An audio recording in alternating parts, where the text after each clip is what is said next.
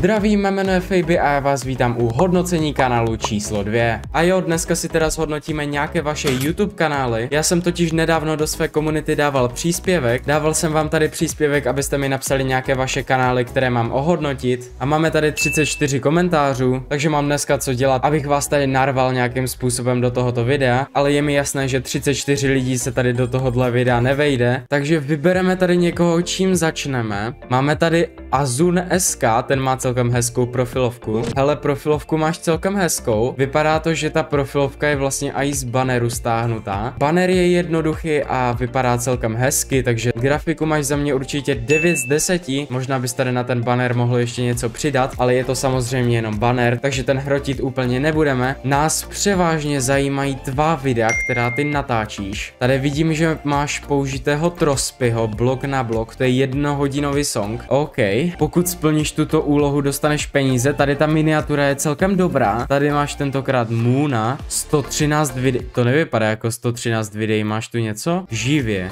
OK, tak ty převážně asi streamuješ, jak na to tak koukám. Ale nás zajímají teda videa. Máme tady blok na blok od Trospyho. Hele, není úplně dobré, jakoby dávat na svůj YouTube kanál videa od ostatních YouTuberů, protože si ti lidi potom myslí, že si vlastně Trospy díky tomu, že vydáš takovýhle song. Jdeme se tady kouknout na video, pokud splníš tento úkol, dostaneš peníze, tak ukaž. Toto je Clapway server, na ktorom mám nahraných desiatky hodín.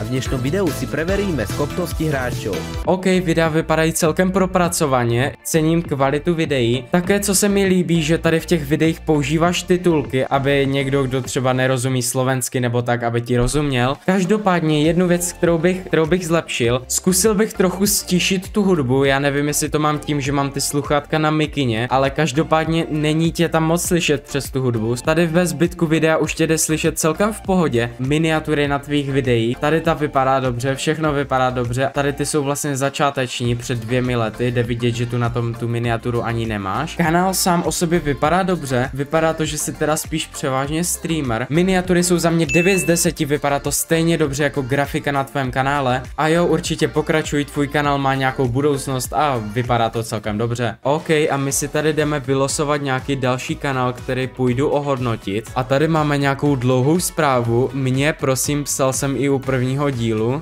Co je tady? Prosím, vzhledem k tomu, že tady tenhle ten týpek hodně poprosil, tak se pojďme na něho podívat. První dojem z grafiky. Hele, ta grafika vypadá velice zajímavě. Abych řekl pravdu, tak ta grafika vypadá jakoby z roku 2017. Možná banner nemusí být nějakým způsobem jakoby složitý, když tady dáš prostě bílé pozadí a na to napíšeš Lukáš style, tak jakoby nemyslím si, že to bude úplně špatné. Potom tady máme logo LS. Přijde mi to logo takové strašně suché, zkus tam prostě nějakým způsobem udělat tu grafiku, v tom ti úplně jakoby neporadím. Grafiku bych ohodnotil tak 4 až 5 z 10, hele, nevypadá ta grafika úplně nejlépe, ale nás převážně budou zajímat asi videa. Jak koukám, tak ty tady do každé miniatury dáváš vlastně svoje logo někam, tady máš LS.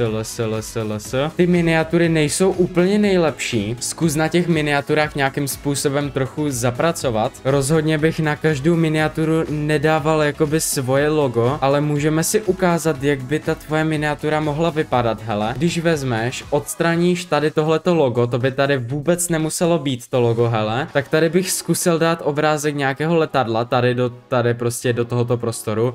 Letadlo, to je prosím pěkně letadlo, ano je to tak. Tady do rohu třeba nějakou Roblox postavičku, jo, která bude úplně naprosto vyděšená, že...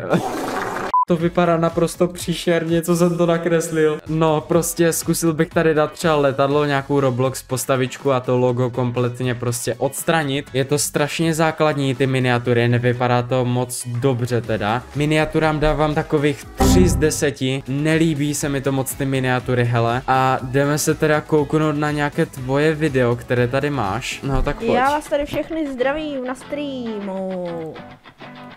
No a dneska tady budeme... Proč jsi řekl stream, když je to video normálně? Premiéry vypnu... Aha, to není jakoby stream, ale je to premiéra a premiéra je, že to diváci sledujou to, co už ty si natočil. Jak už jsem říkal u předchozího týpka, zkus trochu stišit tu hudbu. Není tě v tom videu vůbec absolutně slyšet. Jo, a nauč se mluvit. Zkus si trochu vymyslet nějaké videa, zkus zapracovat na těch miniaturách. Pokud zapracuješ na banneru, profilovce, miniaturách a zkusíš si to trochu překopat, tak já si myslím, že se někam v budoucnu určitě dostaneš. Takže ode mě to bude asi všechno a přeji ti hodně štěstí. OK, jdeme tady vybrat nějaké další kanály na ohodnocení. Projedu to tady rychle nějak random, zavřu oči, tyjo. No to vypadá vtipně, jak já si dávám ruku přes ty Minecraft oči. Tak, máme tady Lukína, hele, klikneme na něho. A s Lukínem se poznám, točili jsme tady spolu jedno video, ale hochu, ta aktivita před 8 měsíci. Hele, já ti tady ten kanál asi úplně hodnotit nebudu, protože já tady popravdě nemám co hodnotit.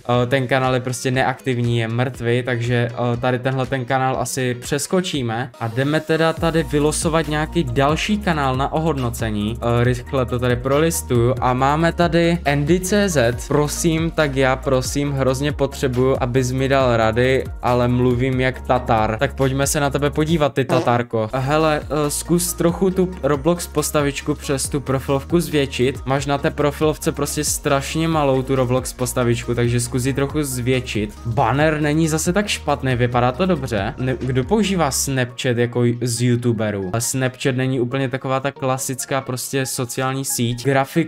Grafika vypadá taková, je taková v pohodě, takže já bych grafice dal asi 6 až 7 z 10.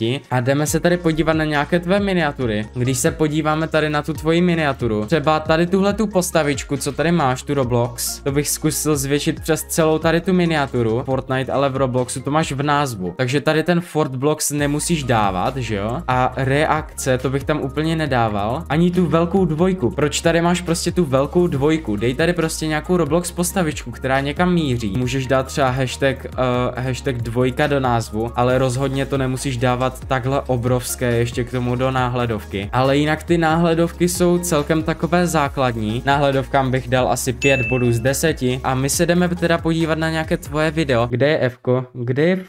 Já to nevidím, kam. Fortbox, nebo jak se tomu prostě říká, nahoře to vidíte. A teďka budeme si asi dělat reakci.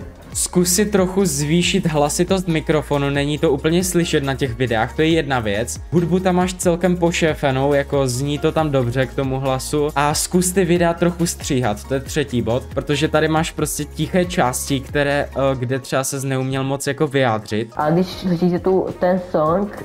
Jo, máš tam prostě tiché pasáže, které třeba diváka odradí od tohoto videa vůbec sledovat, takže zkus se naučit trochu stříhat. Určitě ve své tvorbě pokračuj, jako to říkám každému, a zkus teda vylepšit nějaké ty věci, které jsem zmínil a určitě to někam dotáhneš. A hodně štěstí. Jdeme tady vybrat dalšího člověka, kterého tady dneska ohodnotíme. Ahoj, byl bych rád, kdyby ses na mě podíval, odebírám tě už od začátku tvé kariéry, tak se podívej. Tyjo, tak to bude nějaký věrný fanoušek tady pořádný. Grafika, máš tady Minecraft skin, vypadá to velice Minecraftově. Dal bych tady za tu Minecraft postavičku nějaké jakoby pozadí a ten banner zkus trochu zvětšit ten Minecraft skin a dej tady třeba něco jako odebírejte mě nebo brailovec. Jinak grafiku bych ohodnotil asi 5 z 10, moc se mi to nelíbí, teda ten banner a ta profilovka. Miniatury tu teda nemá žádné, jak se na to tak koukám, takže miniaturám dávám 0 z 10, protože prostě miniatury nemáš, ale zkus teda trochu udělat ty miniatury, protože bez miniatur ten YouTube kanál úplně nejde.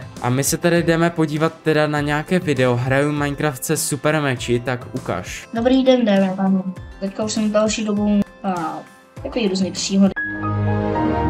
Co to je za intro, tyjo? Z toho se mi normálně točí hlava, tyjo.